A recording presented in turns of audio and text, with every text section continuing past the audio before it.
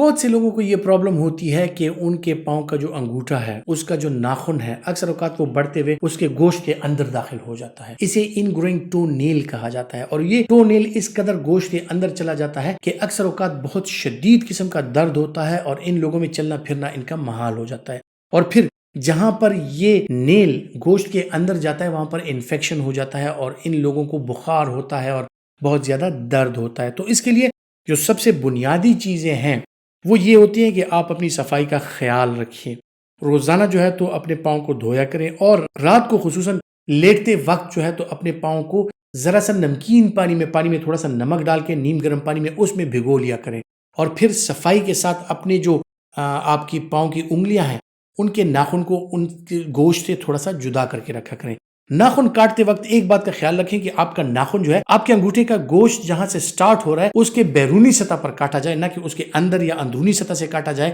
تو اگر آپ بہت ڈیپ اپنے ناخن کو کاٹتے ہیں تو یہ بڑھتے ہوئے پھر آپ کے پاؤں کے جو